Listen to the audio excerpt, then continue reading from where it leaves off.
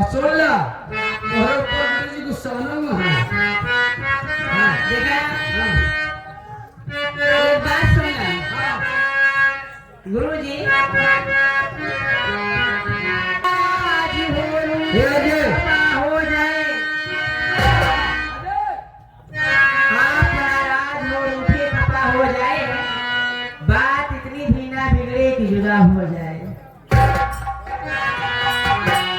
इसलिए कहना है